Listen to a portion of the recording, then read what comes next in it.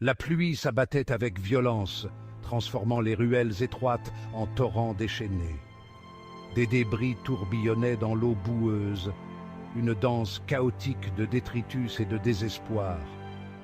L'odeur nauséabonde des égouts emplissait l'air, un rappel brutal de l'infrastructure défaillante de la ville. Les habitants, endurcis par des années de difficultés, se précipitaient vers les hauteurs. Des mères serraient leurs enfants dans leurs bras, leurs yeux scrutant les rues inondées à la recherche d'un signe de sécurité. Même les rats, ces habitants omniprésents des bidonvilles, semblaient désorientés par l'inondation. Ils couraient sur les toits, leurs yeux brillants reflétant la lumière vacillante des lampes. Au milieu du chaos, une silhouette solitaire titubait dans l'eau montante. Un jeune garçon, à peine adolescent, son corps frêle ballotté par le courant. Il s'accrochait désespérément à un morceau de bois flottant, les yeux écarquillés de terreur. L'orphelinat de Meishan, un bâtiment délabré perché précairement sur un petit promontoire, se dressait comme un phare d'espoir au milieu du déluge. Les eaux de crue léchaient ses fondations, menaçant de briser ses maigres défenses. À l'intérieur, la directrice, une femme sévère au cœur endurci par des années de misère, dirigeait les enfants les plus âgés. Des sacs de sable étaient remplis et empilés contre les portes, une tentative futile pour retenir la marée montante. Les enfants étaient blottis les uns contre les autres, le visage pâle et tiré. Les plus jeunes pleuraient, leur petite voix perdue dans le vacarme de la tempête.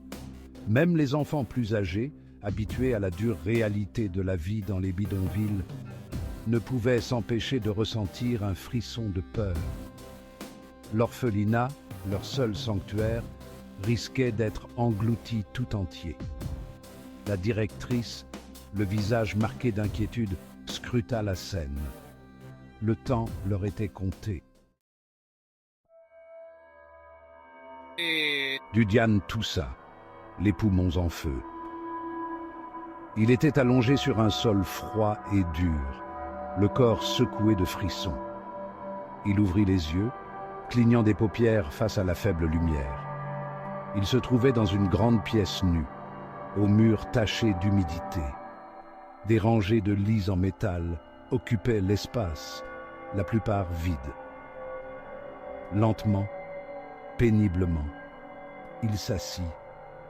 Son corps le faisait souffrir. Ses muscles étaient raides et peu coopératifs. Il était vêtu de vêtements grossiers qui pendaient sur son corps maigre.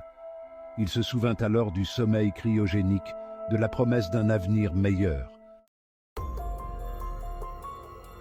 Il se leva en titubant et se dirigea vers la porte.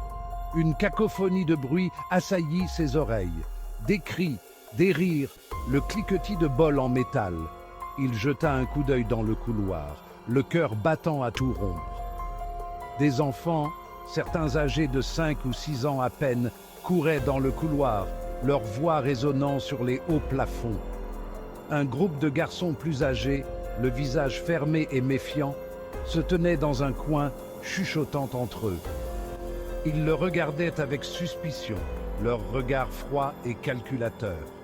Il voulait les appeler, leur demander où il était, comment il était arrivé là, mais les mots restèrent bloqués dans sa gorge. Une main se referma sur son épaule et il recula d'un bond, la peur traversant son regard. Un garçon, plus âgé et plus grand que les autres, se tenait devant lui. Il avait un visage cruel et narquois et des yeux qui brillaient de malice. C'était Barton, le roi autoproclamé des orphelins. « Tiens, qu'est-ce qu'on a là? Un nouveau poisson dans la mare. Tu as peur, le petit ?» Dudiane ne répondit pas. Il se contenta de fixer Barton, les yeux écarquillés et vides. « Tu as perdu ta langue? Ou alors tu es juste lent ?» Barton tendit la main et lui donna une chiquenaude sur le front. « Pauvre petit idiot !» Dudiane réprima un gémissement. Il détestait ce mot, idiot. Il y avait une certaine effervescence dans l'air ce soir-là, une attente palpable que même Dudiane ne pouvait s'empêcher de ressentir. C'était le jour de l'adoption, le seul jour de l'année où les orphelins s'autorisaient à espérer. Les enfants, propres comme des sous-neufs et vêtus de leurs plus beaux atours, étaient alignés dans le hall principal. Ils s'agitaient et chuchotaient entre eux, les yeux rivés nerveusement sur la porte. Dudiane se tenait au fond de la file, le cœur partagé entre l'espoir et la crainte. Il n'osait pas rêver d'être choisi. Il était nouveau, une quantité inconnue. Qui voudrait de lui? Alors que Dudiane attendait, sa main heurta quelque chose dans sa poche. Il le sortit, les sourcils froncés par la confusion. C'était un mouchoir, un objet délicat en soie fine. Il était brodé d'une seule fleur violette, ses pétales se déployant avec une précision extrême. Il fixa le mouchoir, l'esprit en ébullition. Il ne le reconnaissait pas. Ce n'était pas le sien. Et pourtant, il y avait quelque chose de familier, quelque chose qui titillait les confins de sa mémoire. Il le porta à son nez et inhala. Un léger parfum floral lui parvint, délicat et doux. Soudain, un souvenir refit surface, clair et net comme un éclat de verre. Une femme, le visage obscurci par le temps qui passe, le tenait dans ses bras, la voix douce et apaisante. Le souvenir s'estompa, le laissant avec un profond sentiment de perte. Qui était cette femme? Et que lui était-il arrivé? Il n'avait aucune réponse, seulement davantage de questions. Il serra le mouchoir contre sa poitrine, ses doigts retraçant les contours de la fleur brodée.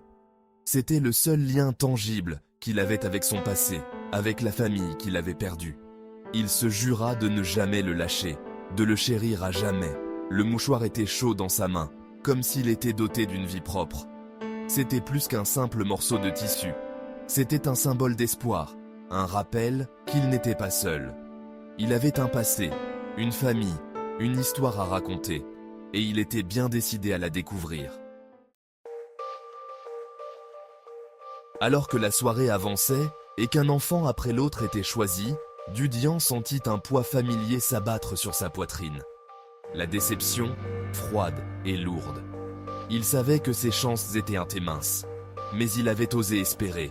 Le mouchoir violet, serré dans sa main, ne lui apportait guère de réconfort.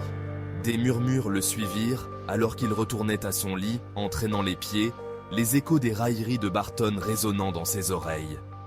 Idiot. Le mot le transperça, mais cette fois, quelque chose avait changé. La colère, une brûlure lente, remplaça la douleur de l'humiliation. Il allait leur prouver qu'ils avaient tort. Il refusait d'être défini par leur compréhension limitée. Allongé dans l'obscurité, l'odeur de lavande emplissant ses sens, Dudiane sentit poindre une lueur de défi. Dudiane se réveilla le lendemain matin, le souvenir du mouchoir violet et du jardin oublié gravé dans sa mémoire. La tempête s'était calmée, laissant derrière elle un sillage de destruction. L'orphelinat, meurtri mais toujours debout, semblait différent. Ce n'était plus seulement une prison de repas froids et de regards encore plus froids. C'était un point de départ. Il regarda les autres enfants, leurs visages tirés, leur espoir éteint. Il ne laisserait pas cela lui arriver. Il avait survécu à quelque chose qu'il ne pouvait même pas imaginer. Il avait regardé la mort en face et avait émergé, bien que meurtri, de l'autre côté. Il trouverait un moyen d'échapper au mur de l'orphelinat et de percer les secrets de son passé.